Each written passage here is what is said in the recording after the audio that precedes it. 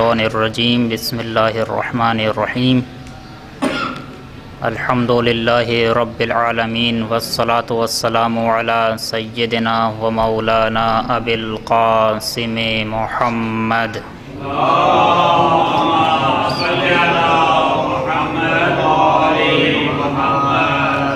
وعلى آلہ الطیبین الطاہرین المعصومین المنتجبین المظلومین الذین اذهب اللہ عنہم الرجس وطہرہم تطہیرا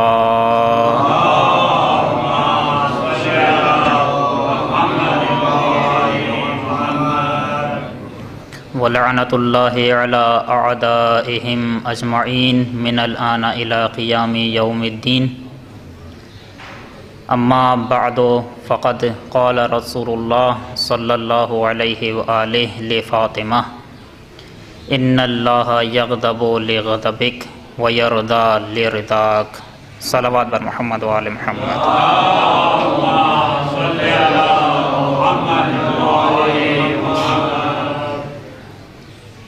حضرت فاطمہ زہرا سلام اللہ علیہ کی شہادت کے سلسلے میں دو تاریخیں بیان کی گئیں، 13 جمادی الاولیٰ اور 3 جمادی الثانیہ،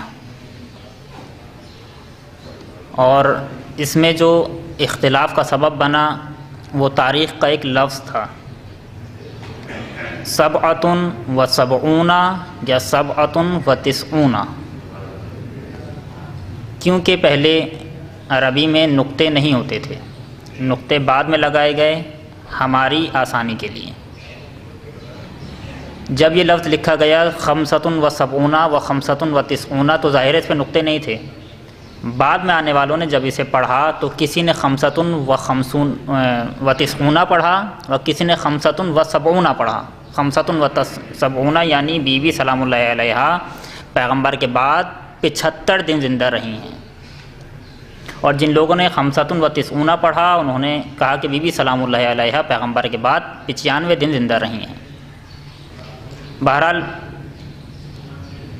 اس کے علاوہ ایک اور وجہ جو بی بی سلام اللہ علیہا کی تاریخ شہادت میں اختلاف کی وجہ بنی، اور ایک اور سوال جو دوسروں سے کیا جا سکتا ہے وہ یہ کہ پیغمبر کی ایک بیٹی، یا اگر ہم مخالفین کے اس قول کو مان لیں کہ پیغمبر کی دوسری بیٹیاں بھی تھیں، تو کم از کم اتنا ثابت ہے کہ پیغمبر کو جو محبت اپنی اس بیٹی سے تھی کسی بیٹی سے نہیں تھی۔ پیغمبر کی ایک بیٹی یا پیغمبر کی وہ بیٹی کہ جس سے پیغمبر سب سے زیادہ محبت کرتے تھے، جسے پیغمبر سب سے زیادہ چاہتے تھے، سوال ہمارا یہ ہے کہ پیغمبر کی اس بیٹی کی قبر کہاں ہے، یا پیغمبر کی اس بیٹی کی تاریخ شہادت کیا ہے؟ پیغمبر کی ایک بیٹی ہے اور اس بیٹی کی تاریخ شہادت میں اختلاف اور اس بیٹی کی قبر میں اختلاف اس بات کی نشاندہی ہے کہ پیغمبر کے بعد کچھ ہوا ہے۔ جس طرح سے جب بعد میں آنے والے لوگوں نے کوشش کی کہ کسی طرح سے ہمیں پتہ چل جائے کہ جناب فاطمہ زہرا سلام اللہ علیہ کی قبر کہاں ہے، جس طرح سے آیت اللہ مراشی نجفی نے ایک عمل کیا کہ کسی طرح سے معلوم ہو کہ بی بی سلام اللہ علیہ کی قبر کہاں ہے، معصوم نے ان سے فرمایا کہ مراشی نجفی فاطمہ زہرا سلام اللہ علیہ کی قبر معلوم نہیں ہوگی، یہ پروردگار عالم کا ایک راز ہے اور یہ قبر چھپی رہے گی۔ ہاں اگر تم چاہتے ہو کہ فاطمہ زہرا سلام اللہ علیہ کی زیارت کرو تو قم میں جناب معصومہ قم کی زیارت کر لیا کرو۔ تو یہ طے ہے کہ جناب فاطمہ زہرا سلام اللہ علیہ کی قبر نہیں معلوم اور نہ معلوم ہوگی، اور تاریخ شہادت بھی نہیں معلوم۔ تو لہذا علماء نے فرمایا کہ جو دو تاریخیں ہمارے سامنے موجود ہیں، 13 جمادی الاولیٰ یا 3 جمادی الثانیہ، ان دونوں کے درمیان کے ایام کو ایام فاطمیہ کے نام سے منسوب کیا جائے اور انہیں ایام فاطمیہ کے نام سے منایا جائے، اور اس میں جناب زہرا سلام اللہ علیہ کی سوانح حیات اور ان کے اوپر پڑنے والے مصائب اور مشکلات کا ذکر کیا جائے۔ کیوں؟ اس لیے کہ عزیزو، اگر میں جناب زہرا سلام اللہ علیہ کی شہادت اس روش کے مطابق کہ جو روش ہمیں ائمہ طاہرین علیہم السلام نے سکھائی ہے دوسروں کو بیان کر دوں، اور دوسرے بے غرض جناب زہرا سلام اللہ علیہا کی اس شہادت کو سن لیں تو ناممکن ہے کہ سامنے والا منفعل نہ ہو اور سامنے والا متاثر نہ ہو مذہب اہل بیت سے، چونکہ جو شواہد، جو گواہیاں جناب زہرا سلام اللہ علیہ کی تاریخ شہادت، جو جناب زہرا سلام اللہ علیہ کی شہادت میں ہیں، وہ کہیں نہیں ہیں کہ پیغمبر کے بعد کیا ہوا کہ جناب زہرا سلام اللہ علیہ کی قبر نہیں معلوم، پیغمبر کے بعد کیا ہوا کہ مسلمانوں کو جناب زہرا سلام اللہ علیہ کی تاریخ شہادت نہیں معلوم۔ لہذا علماء نے فرمایا کہ جناب زہرا سلام اللہ علیہ کے نام سے یہ دن منسوب کیے جائیں اور جناب زہرا سلام اللہ علیہ کا تذکرہ کیا جائے۔ ہمارا موضوع تھا معیار رضا و غضب الہی۔ اس موضوع کے لیے جو حدیث گزارش کی گئی جناب ختم مرتبہ صلی اللہ علیہ وآلہ وسلم کی حدیث ہے،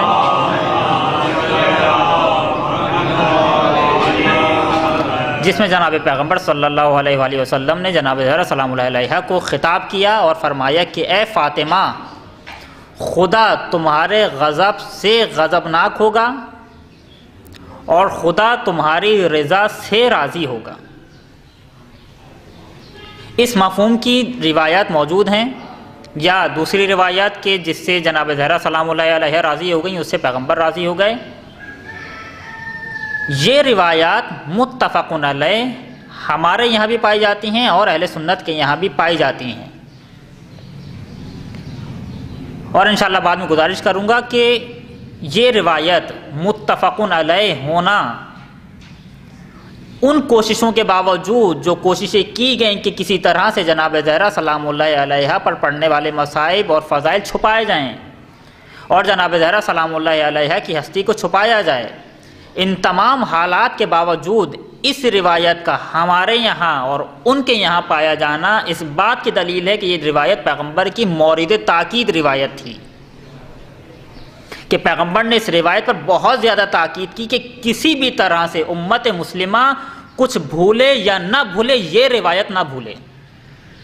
انشاءاللہ بعد میں گزارش کروں گا کہ یہ روایت پیش خیمہ بننے والی تھی، بنیاد بننے والی تھی بہت سارے مسائل کے حل کے لیے جو ابھی بیان کروں گا۔ یہ روایت سب سے پہلے جو چیز ہمارے سامنے بیان کر رہی ہے اور یہ روایت جس چیز پر دلیل بن رہی ہے وہ ہے جناب زہرا سلام اللہ علیہ کی عصمت۔ سب سے پہلے یہ دلیل، یہ روایت ہمیں سمجھا رہی ہے کہ جناب زہرا سلام اللہ علیہ معصومہ تھیں، دلیل عقلی ہے۔ مثلا اگر کوئی ہمارے بچوں سے پوچھے کہ کیا دلیل ہے کہ جناب زہرا سلام اللہ علیہ معصومہ ہیں، مثلا ہم یہ تو بیان کر سکتے ہیں کہ 12 امام معصوم ہیں، جناب زہرا معصومہ کیوں ہیں، اس پر کوئی دلیل؟ تو اس پر ایک دلیل یہ روایت ہے کہ پیغمبر نے فرمایا کہ فاطمہ، خدا تمہارے غضب سے غضبناک ہوگا، خدا تمہاری رضا سے راضی ہوگا۔ ناممکن ہے کہ جناب زہرا سلام اللہ علیہ اس چیز سے راضی ہو جائیں جس پر خدا غضبناک ہوا ہے، اور ناممکن ہے کہ جناب زہرا سلام اللہ علیہ اس چیز پر غضبناک ہو جائیں جس سے خدا راضی ہے۔ پیغمبر کی روایت کے مطابق یا تو روایت غلط ہے یا یہ بات نہیں ہو سکتی، چونکہ پیغمبر نے جو فرمایا ہے وہ حق ہے، قیامت تک کے لیے وہ گواہی حق ہے۔ جو پیغمبر نے فرما دیا اس کے مخالف نہیں ہونے والا۔ ممکن ہے ہم غلط سمجھ رہے ہوں مگر پیغمبر غلط نہیں فرما سکتے۔ سب سے پہلے یہ دلیل بن رہی ہے کہ اگر جناب زہرا سلام اللہ علیہ معصومہ نہیں ہیں تو ممکن ہے کسی ایسی چیز سے راضی ہو جائیں جس سے خدا غضبناک ہے، یہ عصمت پر حرف آ رہا ہے۔ ممکن ہے کسی ایسی چیز پر غضبناک ہو جائیں جس سے خدا راضی ہے، یہ عصمت کے منافی ہے۔ یا تو یہ روایت نہ مانے یا یہ مانے کہ جناب زہرا سلام اللہ علیہ معصومہ ہیں، وہ اپنی مرضی کے بغیر کچھ نہیں کرتی، ان کا سراسر وجود پروردگار عالم کی رضا اور غضب کا ملاک اور معیار ہے۔ اب یہاں پر دو آپ سے سوالات کرنے والا ہوں۔ پیغمبر اکرم صلی اللہ علیہ وآلہ وسلم نے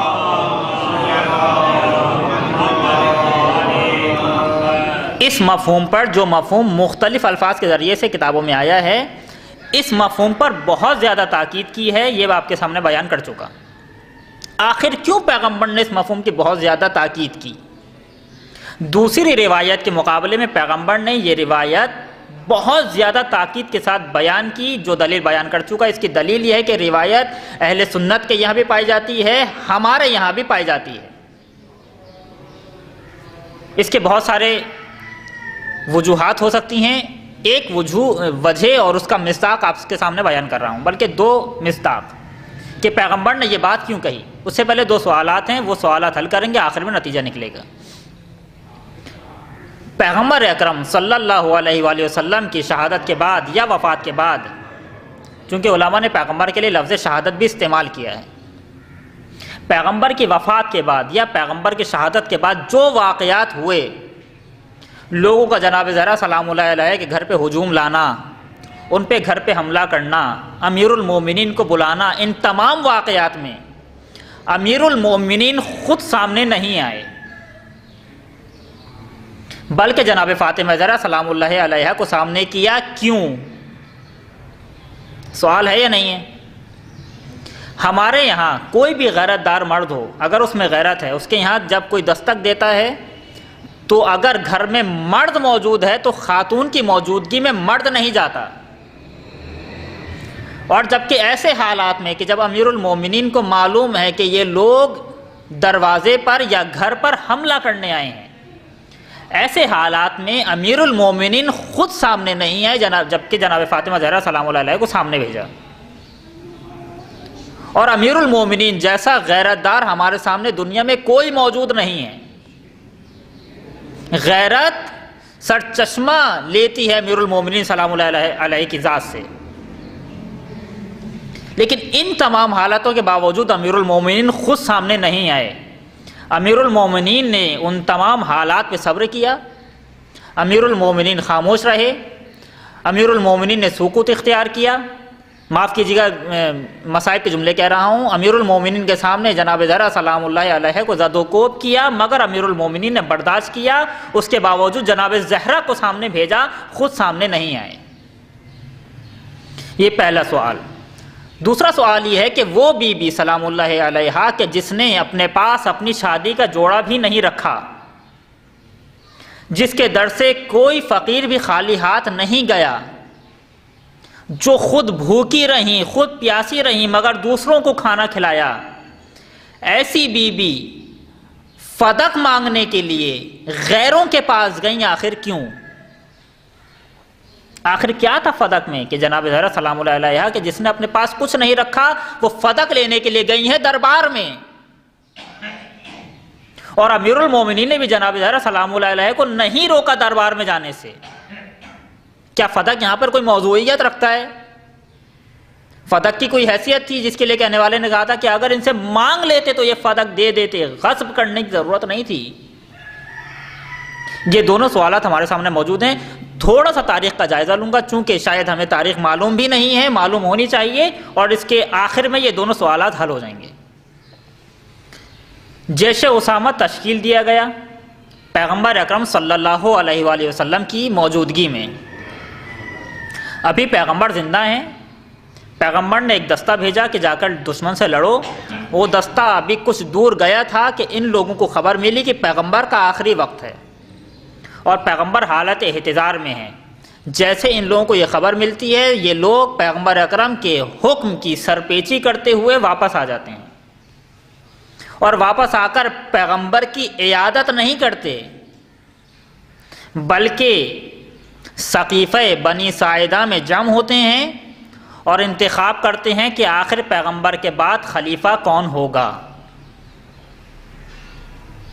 تعجب کی بات صرف یہ نہیں ہے کہ پیغمبر کی زندگی میں پیغمبر کے کہنے کے باوجود خلیفہ کا انتخاب ہو رہا ہے، اور ابھی واقعہ غدیر کو ہوئے کچھ زیادہ دن نہیں گزرے، 1.25 لاکھ کے مجمع نے سنا تھا واقعہ غدیر، اور یہ جملہ سنا تھا من کنت مولا ہو فہذا علی مولا، اور سب نے تسلیم بھی کیا تھا امیر المومنین کو اپنا مولا. دلیل یہ ہے کہ غیروں نے بھی امیر المومنین کو آ کے مبارکباد دی کہ بخن بخن لکا یا علی، علی آپ کو مبارک ہو کہ آپ مومنین کے مولا بن گئے. اس کا مطلب یہ کہ مولا مانا ہے.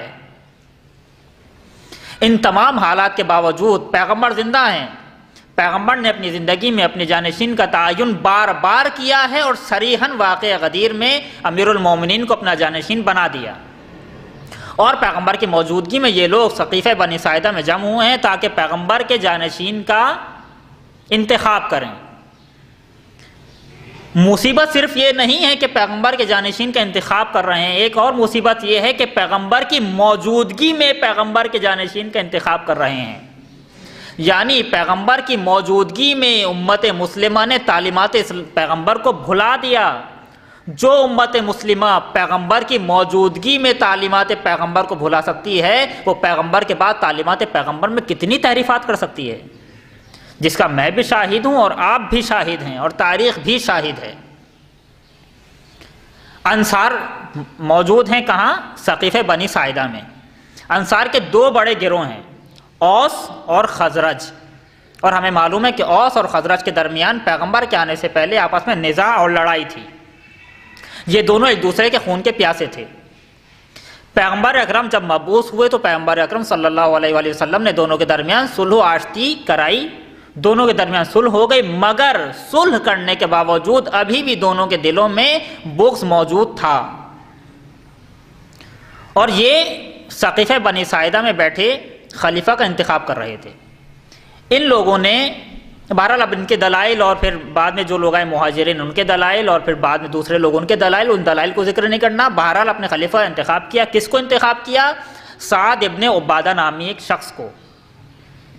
ابھی خلیفہ کا انتخاب ہونے والا تھا اور لوگ سعد ابن عبادہ کی بیعت کرنے والے تھے۔ سعد ابن عبادہ کون ہے؟ جس کا تعلق خزرج سے ہے، قبیلہ خزرج، اس سے اس کا تعلق ہے۔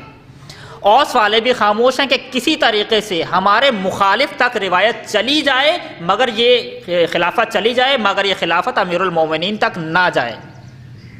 امیر المومنین کے بغض میں اپنے دشمن کے ساتھ اتحاد کرنے کو تیار ہیں اوس، اور اوس والے سب لوگ اس شخص کی خلافت پر متفق ہو گئے۔ ابھی خلیفہ کا انتخاب ہونے والا تھا، ابھی اس خلیفہ کی بیعت کرنے والے تھے کہ اوس میں سے ایک شخص اٹھا کہ جس کے دل میں بہت زیادہ کینہ تھا، اس نے جا کر فوراً مہاجرین کو خبر دی کہ تمہارے ہوتے ہوئے یہ خلافت انصار تک جا رہی ہے۔ خلافت کی رسہ کشی آپ دیکھیے گا پیغمبر کے بعد، جبکہ نص پیغمبر بھی موجود تھی، قرآن کی آیت بھی موجود تھی، سیرت پیغمبر بھی موجود تھی، قول پیغمبر بھی موجود تھا، اور اس کے باوجود یہ سب کچھ ہو رہا ہے پیغمبر کی زندگی میں۔ اور وہاں جب پیغمبر اکرم صلی اللہ علیہ وآلہ وسلم کی شہادت یا وفات ہوئی تو پیغمبر کی وفات کے وقت اور پیغمبر کے نماز جنازہ پڑھنے والے کتنے لوگ تھے؟ 6 یا 7 لوگ۔ اے میرے عزیزو، جس شخص نے ان لوگوں کو درندوں سے انسان بنایا اور ان لوگوں کو جانوروں کی جیسی زندگی سے ہٹا کر انسانوں جیسی زندگی گزارنا سکھایا اور ان لوگوں کو جینا سکھایا، ایسے شخص کی نماز جنازہ میں صرف 6 یا 7 لوگ، باقی لوگ کہاں تھے؟ ثقیفہ بنی ساعدہ میں خلافت کا انتخاب کر رہے تھے۔ فوراً اوس کے ایک آدمی نے جا کر مہاجرین کو خبر دی کہ تمہاری موجودگی میں خلیفہ کا انتخاب ہو رہا ہے۔ فوراً جیسے مہاجرین کو پتہ چلا وہ فوراً آئے ثقیفہ بنی ساعدہ میں۔ اہل سنت کے خلیفہ اول بھی آئے، اہل سنت کے خلیفہ دوم بھی آئے، ابو عبیدہ اور دوسری شخصیات آئیں، اور انہوں نے پھر دیکھا کہ ہماری موجودگی میں یہ خلافت جا رہی ہے تمہاری طرف۔ انصار کی مثلاً ایک دلیل یہ تھی کہ ہم نے پیغمبر کی مدد کی، جب پیغمبر مدینے میں آئے تو ہم نے پیغمبر کو جگہ دی، ہم نے اسلام کی یاری کی، اسلام کی مدد کی، لہذا خلافت کے حقدار ہم ہیں۔ ان لوگوں نے کہا کہ نہیں، چونکہ پیغمبر قریش تھے اور یہ خلافت قریش ہی میں رہنی چاہیے، کہیں ایسا نہ ہو کہ عرب پھر اس خلیفہ کو نہ مانے، لہذا خلافت ہمارے پاس آنی چاہیے۔ اب ان دونوں میں لڑائی ہو رہی ہے اور دونوں میں بحث ہو رہی ہے۔ اس دوران ایک شخص کھڑا ہوتا ہے اور وہ شخص پھر تقریر کرتا ہے۔ اس تقریر کے بعد معاملہ تھوڑا ٹھہر جاتا ہے اور دب جاتا ہے۔ وہ شخص اپنے دلائل دیتا ہے کہ ہم مہاجرین ہیں، ہم نے مشکلات برداشت کی ہیں، پیغمبر ہمارے خاندان سے تھے۔ پھر اس میں ایک سیاست اس تقریر میں یہ تھی کہ ان لوگوں کو بھی فراموش نہیں کیا، انصار کو، اور کہا کہ تمہاری خدمتیں بھی ہم فراموش نہیں کر سکتے، تمہاری بھی خدمتیں ہیں۔ جب پیغمبر تمہارے پاس آئے تو تم لوگوں نے پیغمبر کو جگہ دی، اس کا مطلب یہ کہ خلافت ہمارے پاس رہنی چاہیے، وزارت تمہارے پاس چلی جانی چاہیے، یعنی ہم تمہیں فراموش نہیں کر رہے۔ جب اس شخص نے تقریر کی، انصار بھی خاموش ہو گئے اور مہاجرین بھی خاموش ہو گئے، اور پھر دونوں نے مل کر اس شخص کی بیعت کی، یعنی اہل سنت کے خلیفہ اول کو خلیفہ بنا دیا گیا۔ کب؟ جب پیغمبر حالت نظام میں ہیں یا پیغمبر کی شہادت یا وفات ہو چکی ہے۔ اور وہاں پر امیر المومنین سے جب کسی نے کہا کہ میں آپ کی بیعت کر لیتا ہوں تاکہ یہ معاملہ دب جائے، اس سے پہلے کہ کسی دوسرے کی بیعت ہو، تو امیر المومنین نے فرمایا کہ نہیں، ابھی سب سے زیادہ ضروری یہ ہے کہ ہم پیغمبر کی تجہیز و تکفین کریں۔ ابھی مسئلہ بیعت کا نہیں ہے، ابھی مسئلہ یہ ہے کہ پیغمبر کو دفنانا ہے، اور وہاں پر خلافت کا انتخاب ہو رہا تھا۔ بہرحال یہاں پیغمبر کو دفنا دیا گیا اور وہاں خلیفہ منتخب ہو گئے، سب نے خلیفہ اول کی بیعت کر لی۔ مشکل یہ پیش آئی کہ ہم نے تو انہیں خلیفہ بنا دیا، مگر امیر المومنین اور ان کے چاہنے والے ہماری بیعت کرنے والے نہیں ہیں، اور اگر امیر المومنین نے بیعت نہیں کی تو خلافت ہمارے پاس آنے والی نہیں ہے، کیونکہ امیر المومنین ایک بڑا نام ہے، خلافت ہمارے پاس نہیں آئے گی۔ اور بہترین طریقہ یہ ہے کہ دوسرے بزرگوں سے، مثلا عمار یاسر، سلمان فارسی، دوسرے افراد، یا زبیر بھی ان لوگوں میں شامل ہیں، بہتر یہ کہ ان لوگوں سے بیعت کرنے سے پہلے ہم امیر المومنین سے بیعت لے لیں۔ امیر المومنین سے بیعت لے لی تو یہ سب خود بخود خاموش ہو جائیں گے۔ اب یہ لوگ امیر المومنین کے پاس آتے ہیں، امیر المومنین منع کر دیتے ہیں کہ نہیں، میں بیعت کرنے والا نہیں ہوں۔ ان کو یقین ہو گیا کہ اب علی ہم سے ہماری بیعت نہیں کریں گے، اور کوئی بھی لاجک اور کوئی بھی منطق کار فرمان نہیں ہے کہ ہم علی کو قانع کریں، کیونکہ امیر المومنین سے بہتر لاجک اور امیر المومنین سے بہتر منطق ہمارے پاس نہیں ہے، وہ جانتے تھے۔ یہ تو پتا تھا کہ امیر المومنین منطق سے قائل ہونے والے نہیں ہیں، چونکہ منطق ہمارے پاس ہے ہی نہیں۔ امیر المومنین کے پاس تمام دلائل موجود ہیں، قول پیغمبر موجود ہے، سیرت پیغمبر موجود ہے، قرآن سے استفادہ کر سکتے ہیں، اور اس کے علاوہ دوسری عقلی علوم سے استفادہ کر سکتے ہیں۔ لہذا علی سے علم کے مقابلے میں، منطق اور لاجک کے مقابلے میں نہیں جیت سکتے۔ انصار کے مقابلے میں جیت گئے، وہ الگ مسئلہ ہے، علی سے نہیں جیت سکتے، یہ یقین ہے۔ اب کیا کریں؟ کیا بس ایک راستہ ہے کہ طاقت کے ذریعے سے امیر المومنین کو دباؤ، طاقت کے ذریعے سے امیر المومنین سے بیعت لو۔ اور پھر وہ سارا واقعہ ہوا کہ لوگ آئے در فاطمہ زہرا سلام اللہ علیہا پر اور کہنے لگے کہ علی کو باہر نکالو۔ جناب زہرا سلام اللہ علیہا دروازے پر آئیں، امیر المومنین دروازے پر نہیں آئے۔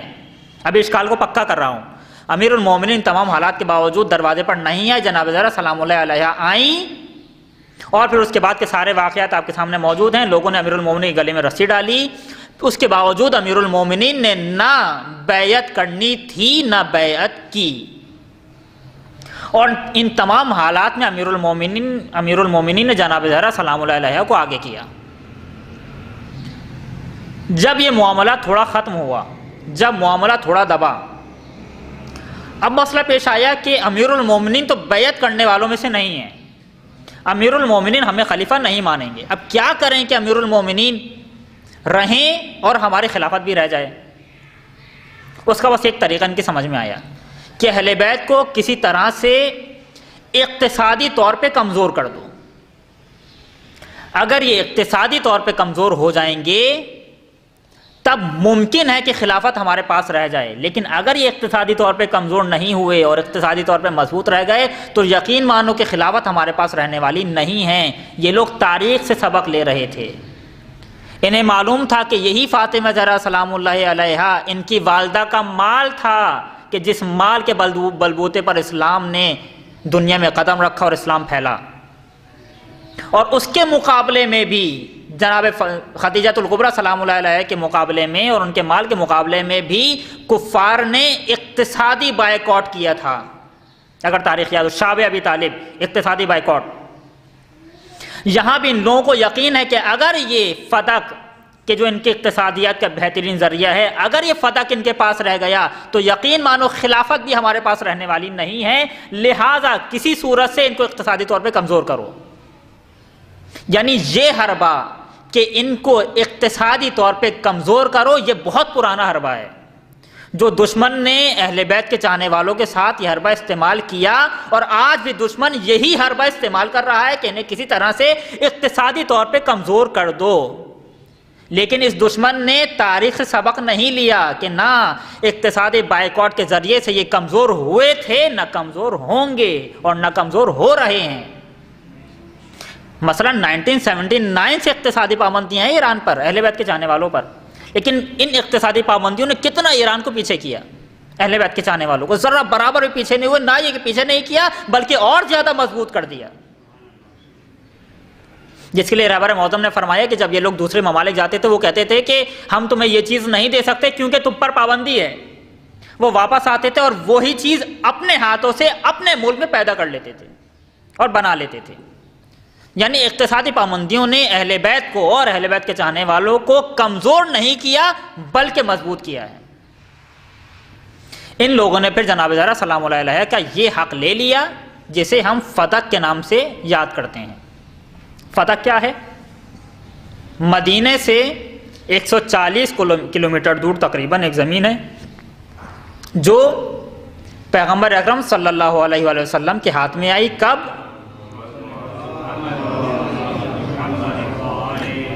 سن 7 ہجری میں۔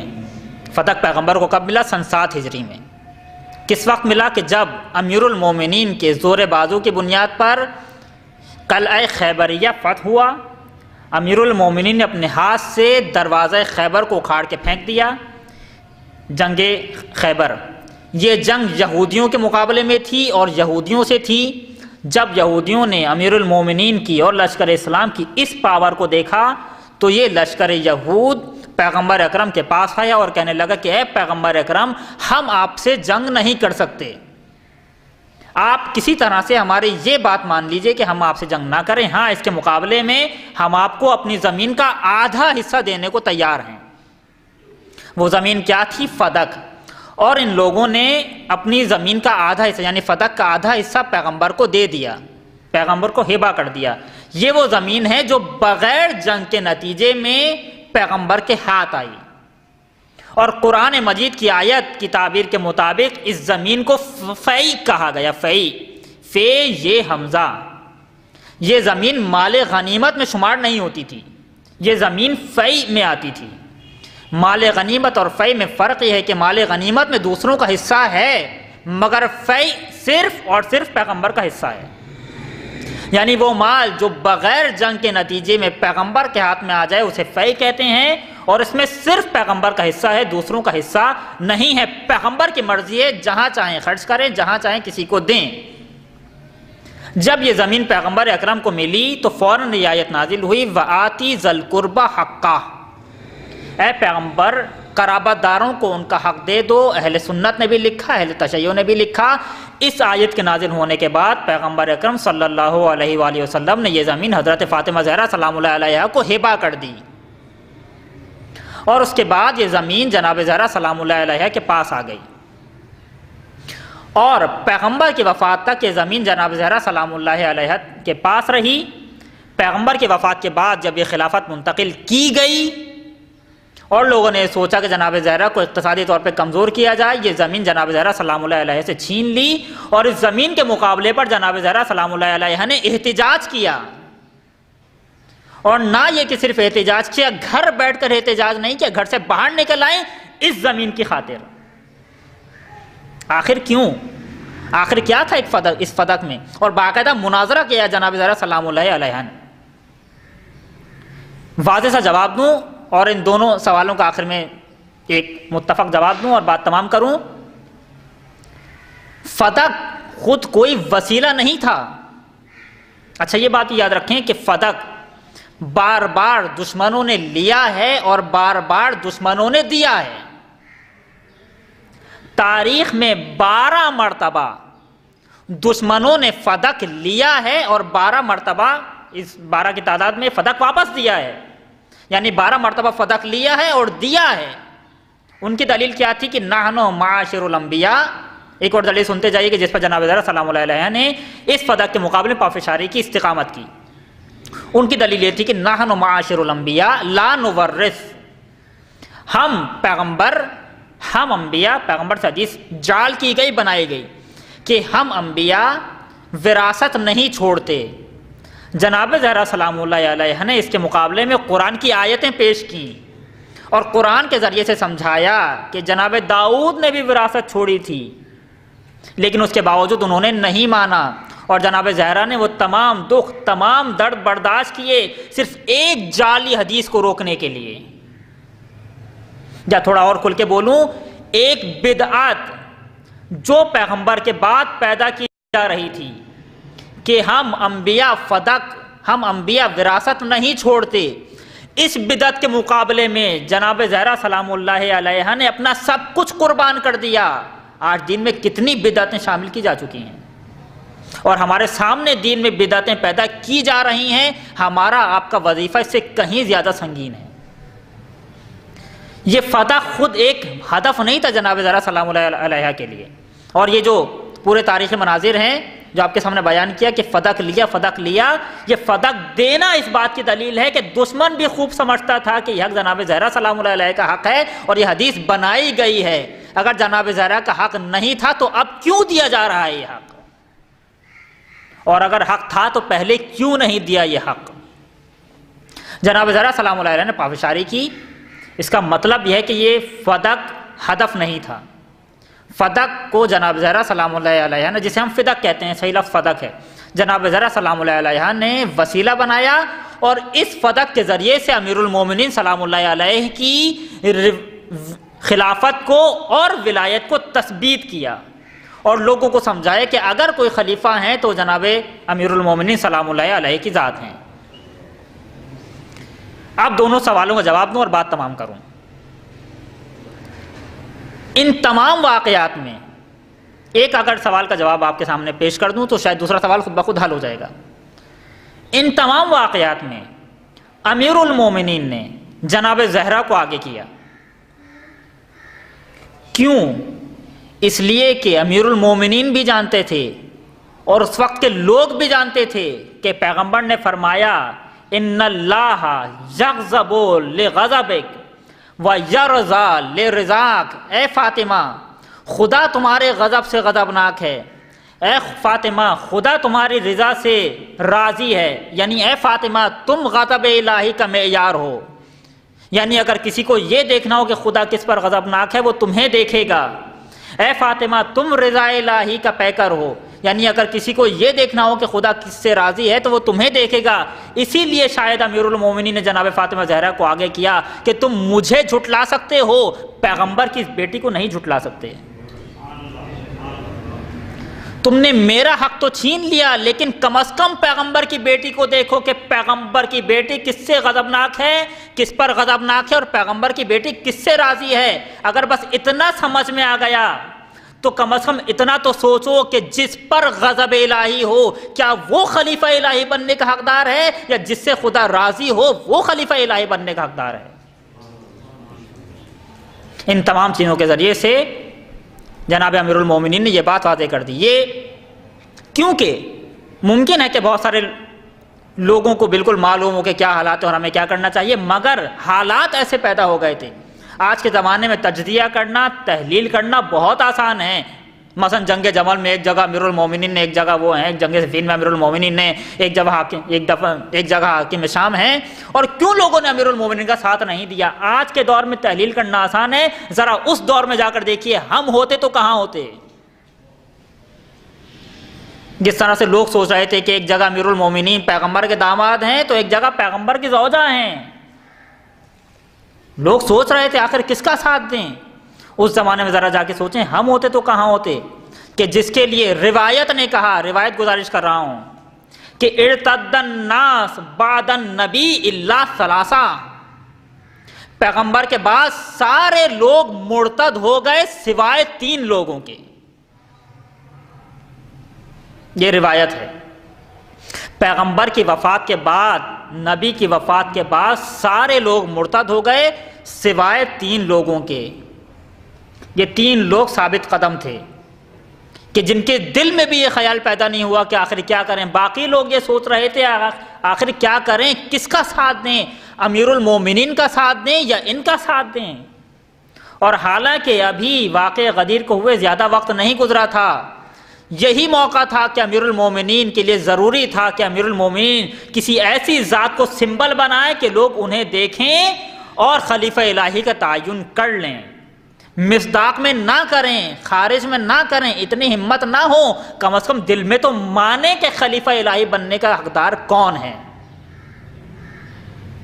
اور پھر جناب زہرا سلام اللہ علیہا کیوں آئیں دربار میں، اور کیوں جناب زہرا سلام اللہ علیہا نے فدق پر احتجاج کیا، اس کے بہت سارے جوابات ہیں۔ ایک جواب تو یہی ہے جو دے چکا ہوں کہ کسی طرح سے یہ ثابت ہو جائے، یہ جواب دوبارہ دیتا ہوں، اس سے پہلے ایک مقدمہ گزارش کروں کہ جن لوگوں کے سامنے جناب زہرا سلام اللہ علیہ احتجاج کرنے گئی تھیں، ان لوگوں کو آیہ تطہیر یاد تھی، ان لوگوں کو آیہ مباہلہ یاد تھی، ان لوگوں کو پتا تھا کہ قرآن مجید کی تعلیمات کی روشنی میں اور پیغمبر کی تعلیمات کی روشنی میں اگر کوئی صدیقہ ہے، اگر کوئی صادق ہے تو جناب زہرا سلام اللہ علیہ کی ذات ہے، اور وہ لوگ جناب زہرا سلام اللہ علیہ کو جھٹلا رہے تھے، نعوذ باللہ۔ اب یہاں پر ضروری تھا کہ امیر المومنین خود نہ آئیں، جناب زہرا سلام اللہ علیہ آئیں تاکہ دنیا خود فیصلہ کر لے کہ جھوٹا کون تھا اور سچا کون تھا۔ وہ لوگ جناب زہرا سلام اللہ علیہ پر یہ تہمت لگا رہے تھے کہ فاطمہ زہرا تم غلط کہہ رہی ہو، اب تم لوگ فیصلہ کرو کہ میری صداقت کے لیے قرآن مجید کی آیت قصیدہ پڑھ رہی ہیں، اور یہ لوگ مجھ پر تہمت لگا رہے ہیں نعوذ باللہ جھوٹ کا، اب تم بتاؤ صادق کون تھا اور جھوٹا کون تھا۔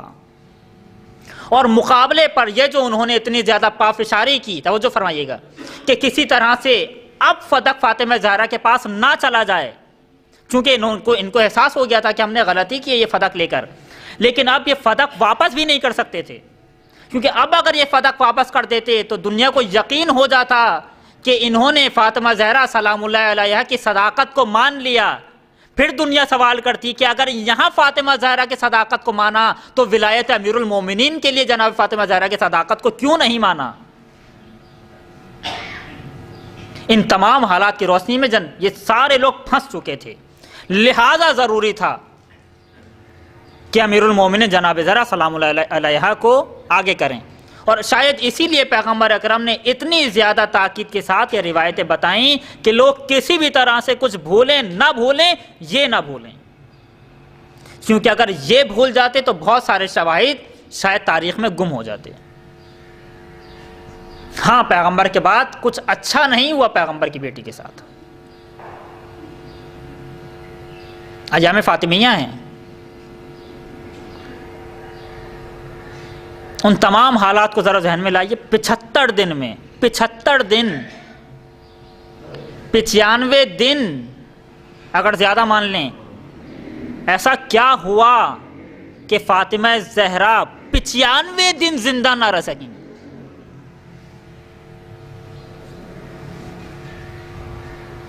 کیا ہوا تھا آخر پیغمبر کے بعد؟ ان تمام باتوں پر سوچنا چاہیے۔ پیغمبر اکرم ابھی زندہ ہیں،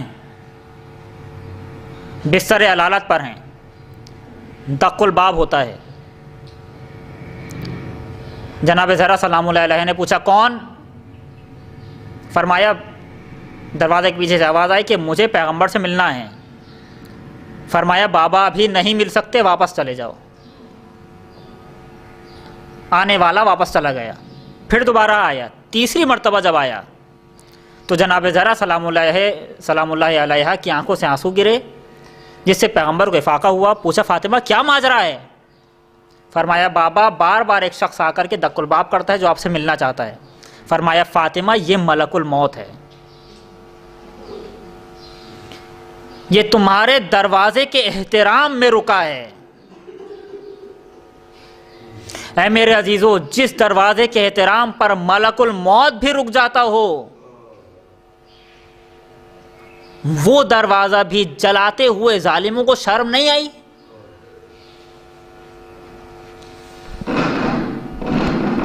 پیغمبر کی وفات کے 3 دن بعد لوگ جناب زہرا سلام اللہ علیہ کے دروازے پر آئے کوئی جناب زہرا کو پرسہ دینے نہیں آتا تھا، حالانکہ پیغمبر کی ایک بیٹی ہیں۔ شاید جب دق الباب ہوا ہوگا جناب زہرا سلام اللہ علیہ نے سمجھا ہوگا شاید کوئی پرسہ دینے آیا ہے، لیکن اب جا کے پوچھا کون ہے تو بس ایک آواز آئی، علی کو باہر نکالو ورنہ ہم دروازے کو آگ لگا دیں گے۔ کہا میں علی کو باہر نہیں بھیجوں گی مگر تم اس دروازے کو آگ لگاؤ گے جس پر پیغمبر آ کے سلام کیا کرتے تھے۔ کہنے لگے ہاں ہم اس دروازے کو آگ لگا دیں گے۔ اور جناب زہرا سلام اللہ علیہ استقامت دکھا رہے ہیں کہ نہیں میں علی کو باہر نہیں جانے دوں گی۔ یہاں پر ضرورت تھی جناب فاطمہ زہرا کی، مدافعہ ولایت کا دفاع کرنے والی، فرمایا میں علی کو نہیں جانے دوں گی۔ بس اتنا سننا تھا۔ پھر تاریخ نے دیکھا کہ وہ پیغمبر، وہ دروازہ جس پر پیغمبر آ کر رک جایا کرتے تھے اور جس دروازے سے اذن لیے بغیر پیغمبر گھر میں داخل نہیں ہوتے تھے، اسی دروازے سے آگ کے شعلے بلند ہوئے۔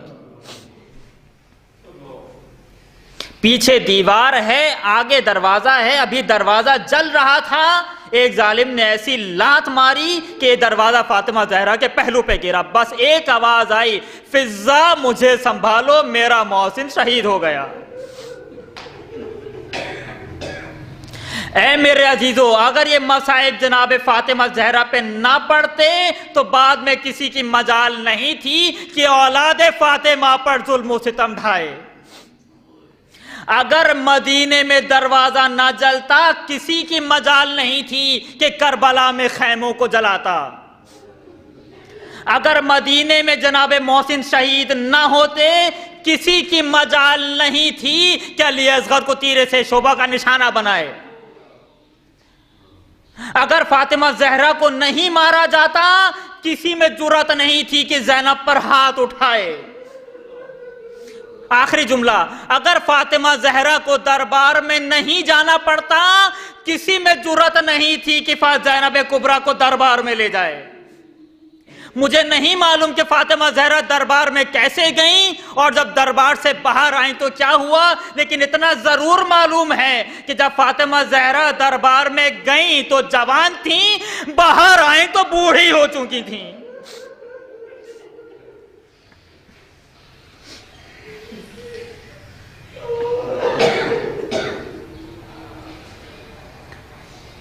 انا للہ و انا الیہ راجعون۔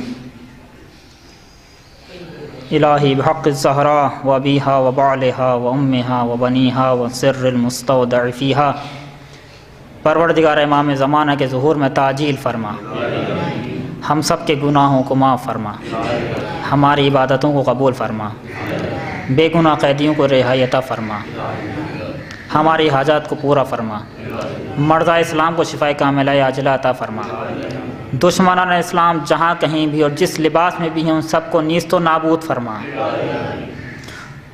ان سب کی سازشوں کو ان سب کی طرف پلٹا دے، اہل بیت کی مدد کرنے والے جہاں کہیں بھی ہیں کسی بھی لباس میں ہیں ان سب کی نصرت فرما، ان سب کی توفیقات میں اضافہ فرما، علماء حقہ مراجع کرام خصوصاً مقام معظم رہبری کا سایہ سروں پر برقرار فرما، ان سب کی توفیقات میں اضافہ فرما، مقامات مقدسہ کی حفاظت فرما، ہم سب کو امام زمانہ کے اوان انصار میں شامل فرما۔ ایک مرتبہ سورہ حم، 3 مرتبہ سورہ اخلاص، تمام شہداء ملت جعفریہ اور تمام گزشتگان جو اہل بیت علیہ السلام کے چاہنے والے ہیں ان سب کی روحوں ایصال فرمائیے۔ المہدی ایجوکیشنل سوسائٹی پیش کرتا ہے بچوں اور بڑوں کے لیے دلچسپ موضوعات پر مبنی مختلف علماء کرام کے ایک نئے تربیتی انداز کے ساتھ زبردست ڈیزائن اور تفریحی مقامات پر آؤٹ ڈور لیکچرز، جس میں میڈیا کی بڑھتی ہوئی خرافات اور دور حاضر کو مد نظر رکھتے ہوئے بچوں کی تربیت، گفتگو میں اخلاقی معیارات، گھریلو زندگی میں پیش آنے والے مسائل اور ان کا حل، ملت تشیع کو اندرونی اور خارجی خطرات اور ان سے آگاہی اور اس طرح کے مختلف موضوعات کو جدید طرز اور خوبصورتی کے ساتھ پیش کیا گیا ہے۔ اس کے علاوہ ہفتے وار تربیتی و فکری درس امامیہ امام بارگاہ جعفر طیار میں پابندی کے ساتھ منعقد کیے جاتے ہیں تاکہ نئی نسل کی نہ صرف علمی بلکہ فکری سطح کو بھی بلند کیا جا سکے۔ آج ہی ہماری ویب سائٹ کا وزٹ کریں www www.almehdies.com.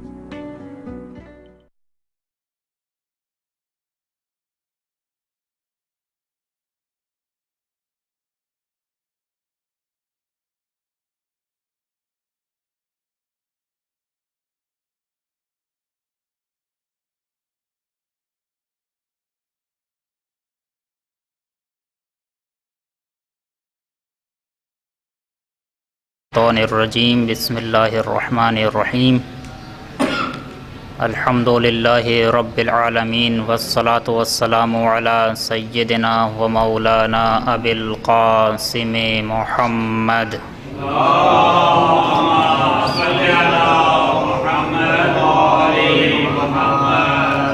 وعلی آلہ الطیبین الطاہرین المعصومین المنتجبین المظلومین الذین اذهب اللہ عنہم الرجس وطہرہم تطہیرا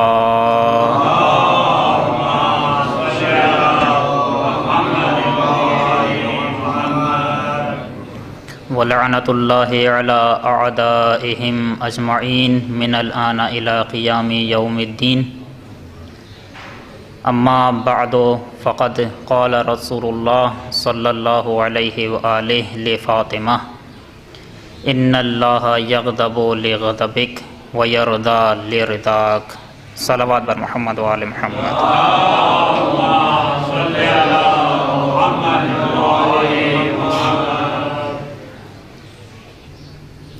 یا اگر ہم مخالفین کے اس قول کو مان لیں کہ پیغمبر کی دوسری بیٹیاں بھی تھیں تو کم از کم اتنا ثابت ہے کہ پیغمبر کو جو محبت اپنی اس بیٹی سے تھی کسی بیٹی سے نہیں تھی.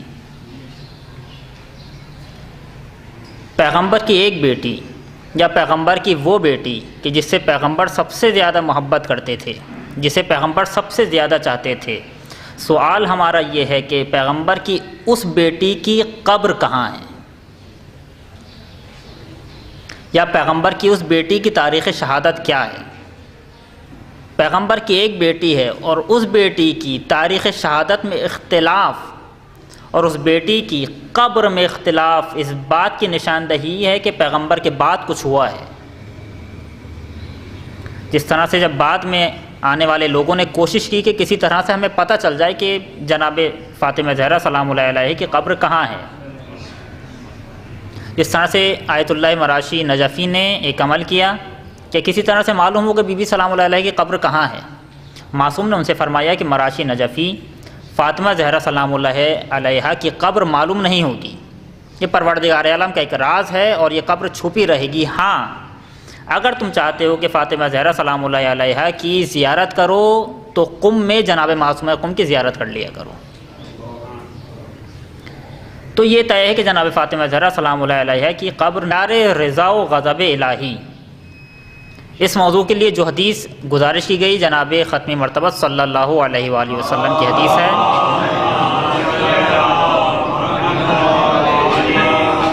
جس میں جناب پیغمبر صلی اللہ علیہ وآلہ وسلم نے جناب زہرا سلام اللہ علیہ کو خطاب کیا اور فرمایا کہ اے فاطمہ، خدا تمہارے غضب سے غضبناک ہوگا اور خدا تمہاری رضا سے راضی ہوگا. اس مفہوم کی روایات موجود ہیں، یا دوسری روایات کے جس سے جناب زہرا سلام اللہ علیہ راضی ہو گئیں اس سے پیغمبر راضی ہو گئے. یہ روایات متفقن علیہ ہمارے یہاں بھی پائی جاتی ہیں اور اہل سنت کے یہاں بھی پائی جاتی ہیں. اور انشاءاللہ بعد میں گزارش کروں گا کہ یہ روایت متفقن علیہ ہونا ان کوششوں کے باوجود جو کوششیں کی گئیں کہ کسی طرح سے جناب زہرا سلام اللہ علیہ پر پڑھنے والے مصائب اور فضائل چھپائے جائیں اور جناب زہرا سلام اللہ علیہ کی ہستی کو چھپایا جائے، ان تمام حالات کے باوجود اس روایت کا ہمارے یہاں اور ان کے یہاں پایا جانا اس بات کی دلیل ہے کہ یہ روایت پیغمبر کی مورد تاکید روایت تھی، کہ پیغمبر نے اس روایت پر بہت زیادہ تاکید کی کہ کسی بھی طرح سے امت مسلمہ کچھ بھولے یا نہ بھولے، یہ روایت نہ بھولے. حضرت فاطمہ زہرا سلام اللہ علیہ کی شہادت کے سلسلے میں دو تاریخیں بیان کی گئیں، 13 جمادی الاولیٰ اور 3 جمادی الثانیہ، اور اس میں جو اختلاف کا سبب بنا وہ تاریخ کا ایک لفظ تھا، 77 یا 97، کیونکہ پہلے عربی میں نقطے نہیں ہوتے تھے، نقطے بعد میں لگائے گئے ہماری آسانی کے لیے۔ جب یہ لفظ لکھا گیا 75 و 95 تو ظاہر ہے اس پہ نقطے نہیں تھے۔ بعد میں آنے والوں نے جب اسے پڑھا تو کسی نے 95 و 90 پڑھا اور کسی نے 75 و 70 پڑھا۔ 75 و 70 یعنی بی بی سلام اللہ علیہا پیغمبر کے بعد 75 دن زندہ رہی ہیں، اور جن لوگوں نے 95 و 90 پڑھا انہوں نے کہا کہ بی بی سلام اللہ علیہا پیغمبر کے بعد 95 دن زندہ رہی ہیں۔ بہرحال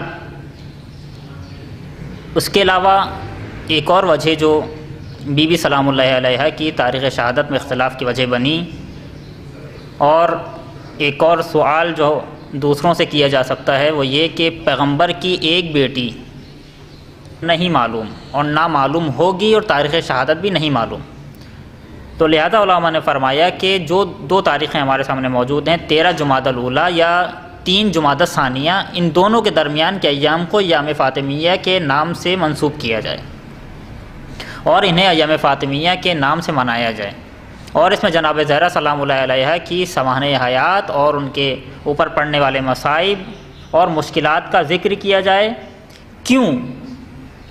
اس لیے کہ عزیزو، اگر میں جناب زہرا سلام اللہ علیہا کی شہادت اس روش کے مطابق کہ جو روش ہمیں ائمہ طاہرین علیہم السلام نے سکھائی ہے دوسروں کو بیان کر دوں، اور دوسرے بے غرض جناب زہرا سلام اللہ علیہا کی اس شہادت کو سن لیں، تو ناممکن ہے کہ سامنے والا منفعل نہ ہو اور سامنے والا متاثر نہ ہو مذہب اہل بیت سے، چونکہ جو شواہد، جو گواہیاں جناب زہرا سلام اللہ علیہا کی تاریخ شہادت، جو جناب زہرا سلام اللہ علیہا کی شہادت میں ہیں، وہ کہیں نہیں ہیں کہ پیغمبر کے بعد کیا ہوا کہ جناب زہرا سلام اللہ علیہا کی قبر نہیں معلوم، پیغمبر کے بعد کیا ہوا کہ مسلمانوں کو جناب زہرا سلام اللہ علیہا کی تاریخ شہادت نہیں معلوم۔ لہذا علماء نے فرمایا کہ جناب زہرا سلام اللہ علیہا کے نام سے یہ دن منسوب کیے جائیں اور جناب زہرا سلام اللہ علیہا کا تذکرہ کیا جائے۔ ہمارا موضوع تھا